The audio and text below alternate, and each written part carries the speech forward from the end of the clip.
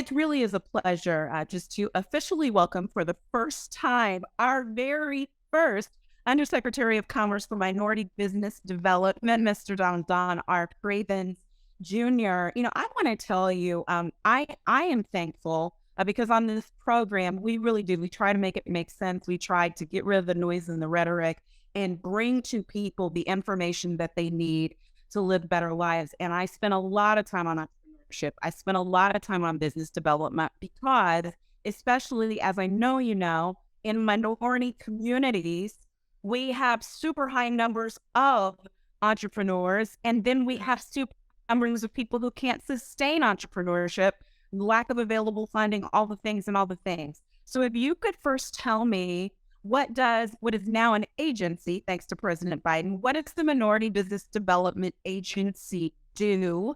And why was it necessary to take this step into making your agency more official? Well, Monique, first of all, let me just thank you for letting me be on the program. And I want to thank you for all the work that you do, making it make sense. There's so much out there for people to read every day on our phones, our tablets, on our televisions, but not all of it is always truthful. And you provide us a medium by which we are able to get the sensible, truthful information that can help people. And I just wanted to thank you for what you do for us, for our community, and for the country. The Minority Business Development Agency was actually created in 1969 by President Nixon. It was a result of the civil rights movement that African Americans were saying social justice is important, but we also need economic justice as well. And so the agency was a temporary idea. It was created. And for 53 years or so, 52, 53 years, it kind of lingered along. Every president reauthorized it, but it was never codified or put into law by Congress. And so depending on who the president was or how much money Congress wanted to give it or who the director of the agency was, there were some good times and there were some not so good times. As you said, President Biden and the last Congress that just left, for the first time in 52 years said, no, we need this agency. And we not only need it, we need it to be stronger and more effective than it's ever been. And so for the first time, we became a real agency, a codified agency. The act that created our agency, the Minority Business Development Act, did three things. The first thing it did is it created an undersecretary position. And so your listeners may wonder, well, what is an undersecretary? Well, it's a top 3-tier presidential appointee. So I sit right beneath the deputy secretary of the Department of Commerce. Well, what does that mean? That means I am at the table when microchips are being discussed, or when broadband is being discussed, when trade is being discussed. No longer is MBDA at the kiddie table, the children's table, or at a folding chair. I'm there with the other undersecretaries who run the NOAA, the census, all of the large departments. And so that was the most important thing, a real seat at the table. The second thing that the act did was it said we want MBDA to be more intentional, and we want MBDA to broaden its services, which you and I will talk about in a second. And then the last thing, which is equally as important, is the Congress said we want MBDA to be the voice, and this answers your question, of minority businesses. Because as you just said, our minority businesses, our Black-owned businesses, our businesses of color, our founders of color, still by and large, great ideas, a lot of incorporation papers, but still struggling to get past those systemic barriers that have held our business people back and down for so long. That is what the goal, the mission of MBDA is. Our mission is very simple. You can read it on our website. It's for the growth and global competitiveness of minority business enterprises. So that means even the domestic as well as abroad, we are here to help minority businesses succeed, to help those Americans who want to be successful as entrepreneurs and founders to achieve the American dream. They've been trying to pull themselves up by the bootstraps for so many decades, years. Their parents tried, but they've never had the boots. They've never had the straps. MBDA is the help they've been waiting for. Well, and we had the opportunity, for which I'm thankful, to speak to the Deputy Secretary about some of the things that are being done. Last week, that whopping $98 million that's going to go to assist the people that are assisting the entrepreneurs. And we were able to talk about that. But what else is being done and is about to be done? Because I know that there are some new measures coming out. And if you could, in particular, talk to me about these funding gaps that still exist. The barriers that are still in place that prevent people of color, Black and brown communities, and extending beyond that, women, Yes. businesses from getting the dollars we need when really we are safe bets. Yes. Let's talk about some of the numbers. On average, we know Black entrepreneurs start their businesses with about $35,000 of capital, while white entrepreneurs begin theirs with about $107,000 of capital.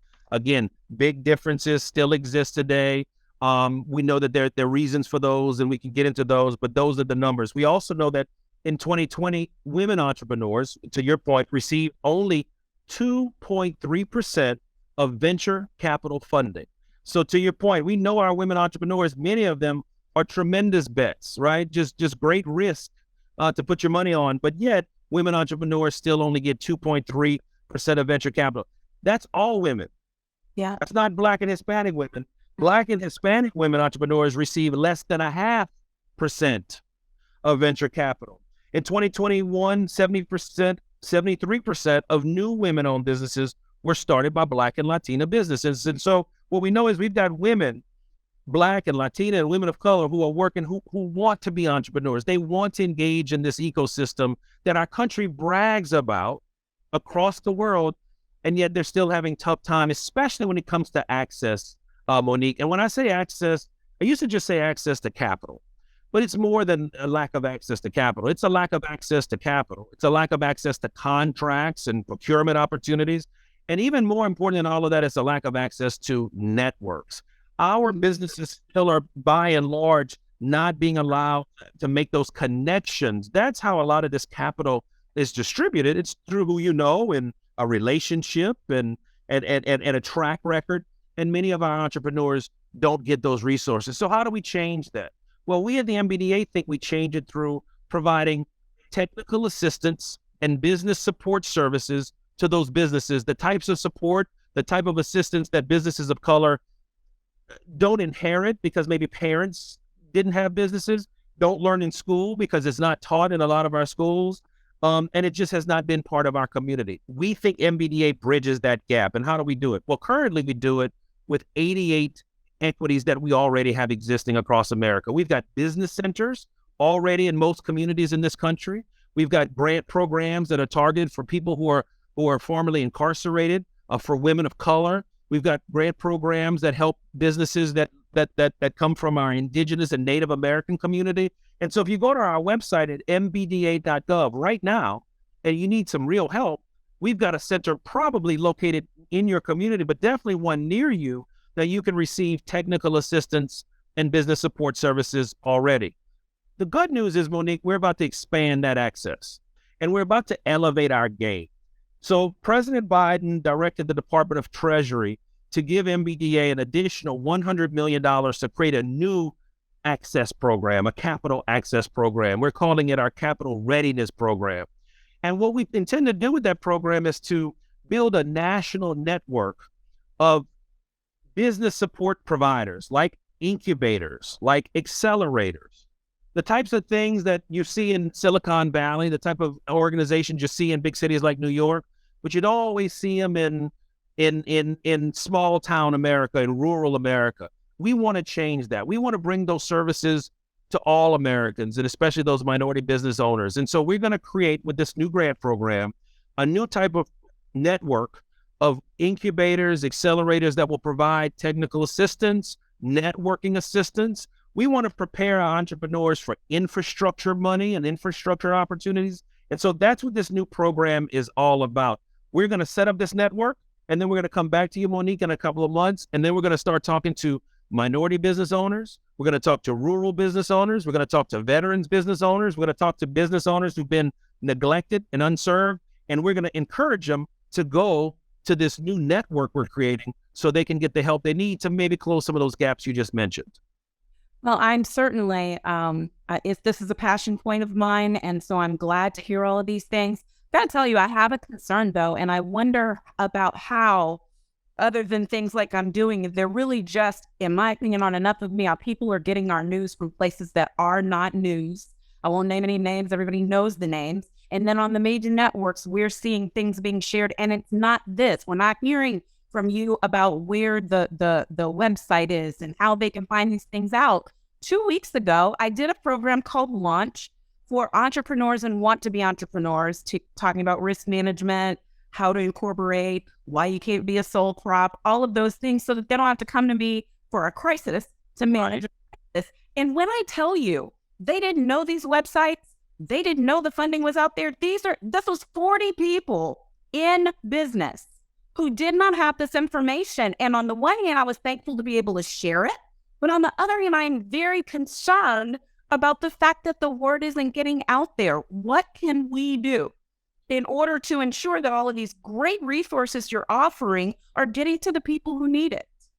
Well, we got to keep doing what we've been doing, which is continuing to preach, continue to travel, continue to expand, continue to use new technology, social media to spread the word. And I am committed to doing that. I am going to hit the road. We are all over social media. It's not just me. It's the president is talking about the program. The secretary Raimondo, my immediate boss, is talking about it. Our deputy secretary Graves is talking about it. The Black Caucus is going to talk about it. The Hispanic Caucus, our Asian American Caucus, our folks are going to talk about it. The word. Let me say this. I am going to do everything, like I know you are, to get the word out. And we're asking our partners, we're asking our friends, we're asking our stakeholders to do the same. We want to make sure that we have a nice cross-section of people who apply for these grants so we can then meet people where they are all around the country. Now, I do want to say something, and I have a concern too. My father and I, who's still an entrepreneur, a Black entrepreneur in Louisiana, said this to me yesterday. He is concerned that individuals aren't always taking their own success serious enough. And I said, what do you mean by that? He says, as an entrepreneur, you also have an obligation to root out the resources as well. And he always talks to young entrepreneurs and says, look, at the end of the day, you got to hustle, you got to sweat, you got to bleed, you got to cry to get there. And so we absolutely have to make sure the resources are there. Our websites are there. The good news is with technology, the resources, I won't say they're easier to find, but they're easier than they were when you and I were growing up. Entrepreneurs have to go looking for them. You and I have to make sure that when they do, they're not too hard to find and that they're accessible. I am absolutely going to do everything under my power to make sure that we're getting the word about this program. We've got webinars coming up about this program. If you go to our social media, mbda.gov, everything you want to know about MBDA and especially the Capital Readiness Program, it's there. We've got like I said, webinars that are going to be coming up soon. We've got some here in January. We've got some as well as in February. We've got a webinar on January 10th, January 17th, January 24th, all at 2 p.m. We don't want anyone. The grant runs out. The grant timeline ends on February 28th.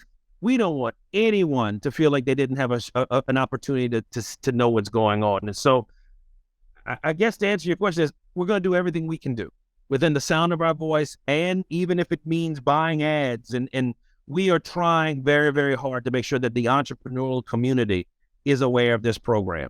I get frustrated. I get saddened too when someone comes to me and says, I just didn't know. And we work on that. But thankfully with programs like yours, that is why we're doing this outreach today. That is why you're such a value add to the community and to this country. And we're going to keep talking through people like you as well. You are so right. You know, you're right on every score. And I'm thankful for what you're doing and for the amount of time that you've given us today. I was just listening to Bishop Jakes over the weekend. He did a leadership session that he does every year here in the DMV at First Baptist Glen Arden. And he was talking about the difference between our people running their businesses as hustles and taking themselves seriously and running them as businesses. I always tell people, if you have a business, you are the business and you have to take it seriously. Yeah. So that is part of the messaging. And I so appreciate you just being candid about that part of it, because it's going to take all of us. And you're welcome back here, sir, anytime. A Houston turned Louisianan is always welcome with this Texas girl on Make It Make Sense. So thank you so much for being here today. Well, it's my honor. And I don't want any of our listeners, any of our brothers and sisters in our community to ever feel that there's no one there listening to them and that there's no one there fighting for them. I just know that being in this country, and knowing that some of the barriers that still exist, people have to fight and crawl and work hard. My job is to make sure that I meet them and I find them. And when they do find us, we give them the support and the resources they need. We want our economy to be operating at its full capacity.